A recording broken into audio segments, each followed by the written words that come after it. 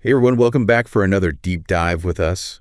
Today we're going to be tackling something Cool. that I think a lot of people have unfortunately had to deal with at some point Yeah. in their careers, and that is workplace harassment. Yeah, it's a tough one. So to help us unpack this today, we're actually going to be diving into a fictional scenario. Right.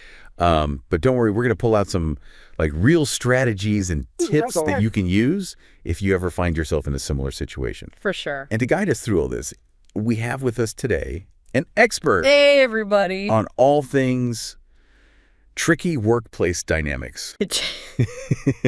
I'm really curious to hear your take on like the practical side of this stuff. Oh. It's one thing to like read an article, be like, Oh, right. oh, you should document everything, but actually doing that Exactly. when you're in a really stressful situation, like Yeah. that's a whole other story. Yeah. I think you hit the nail on the head. It's a lot easier said than done. But we'll definitely get into some tactics and practicalities today. Awesome. Okay, so let's set the scene. Let's say we have Emily, Okay. who is like a junior accountant. She's eager to learn. She's trying to build her career. Right.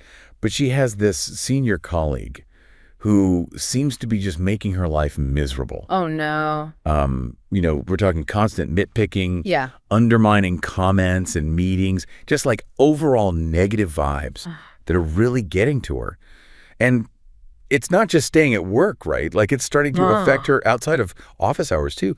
She's dreading going in each morning. She's like second guessing her skills. Yeah. And like her confidence is just like taking a serious hit. Absolutely. That's unfortunately a very classic example of what we would call workplace bullying and harassment. And it's important to like define that clearly. Yeah. It goes beyond just a tough boss or a personality clash. This is like an actual pattern of behavior that's intended to intimidate or degrade or undermine someone. Gotcha. And, in Emily's case, it's the constant criticism without any constructive feedback. It's, maybe even excluding her from important meetings and spreading rumors just to damage her reputation. That's All of that is damaging. And you're right. It doesn't just impact you at work. It spills over into your personal life as well. right. The anxiety, the self-doubt, it can be all-consuming. Yeah, it's heartbreaking to hear. And I'm sure like a lot of people listening Right. can relate to what Emily's going through. For sure. So like what can someone like in Emily's shoes actually do? Yeah. Like where do you even begin to tackle this? Yeah, that's a great question. And, it can feel overwhelming, but remember you are not powerless in these situations. Okay. And, taking action, even small steps, can make a really big difference. Okay, so what's like the first step So the first step, someone should take? it might sound simple, but it's really crucial, and that's documenting every incident. Okay. Think of it like building a case file. Okay. Where every detail matters, the date, the time, what was said or done, who else was present. Right? Even like seemingly small things can add up Yeah. to paint a clear picture Yeah. of what's happening. Gotcha. And if there are any like emails or messages or anything involved, save those too.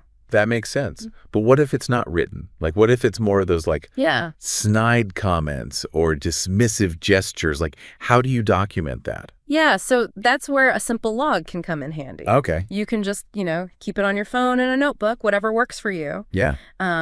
Even just a quick note after each incident can make a difference, just to help you remember. Jot down, meeting on March 5th. Sarah cut me off mid-presentation and said, let's hear from someone who actually knows what they're doing. Okay. So like very Yes. specific Take that. dated entries. Yeah. Just so you can keep track. Got it. Okay. So documentation is step one. What's next? Would you recommend like confronting the bully directly?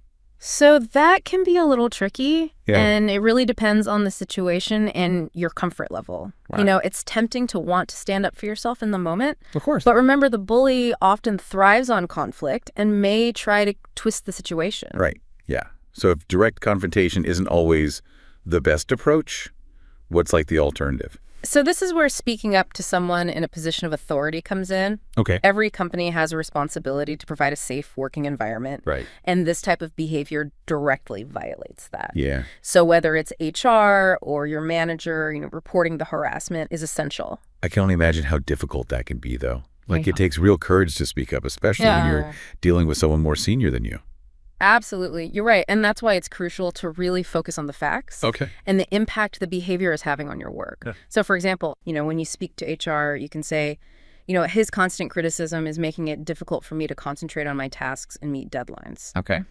Keep it factual and focus on how this behavior is hindering your ability to do your job. That's a great tip. Okay, so we've got documentation, we've got reporting. What about just like dealing with the emotional fallout of all of this? Yeah. Like all that anxiety, self-doubt. How can Emily even begin to process all that? Yeah, you're hitting on a really important point here. While taking action is key, is taking care of your well-being. Right. This isn't about just toughing it out. Yeah. This is where seeking support becomes really essential. So where can someone like Emily turn for that support?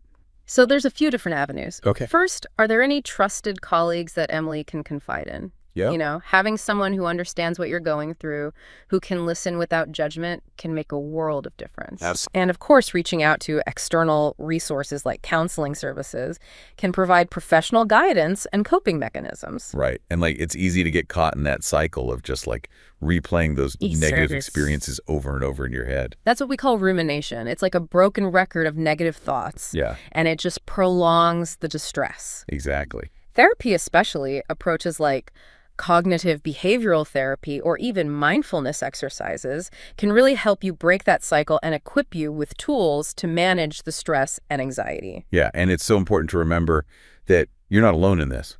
Absolutely. And that you deserve to work in an environment where you feel safe and respected. 100%. And remember, taking action, even those small steps, can really shift the dynamic and put you back in control. Okay, so to recap, if you're facing a similar situation, start documenting everything. Mm-hmm. Report the harassment to HR or your manager. Yes. And reach out for support, whether it's a trusted colleague or a professional counselor. And just remember, you are not alone in this fight. You got this. Now, here's a final thought for you all to consider. Okay. What changes can organizations make to prevent this from happening in the first place? Yeah.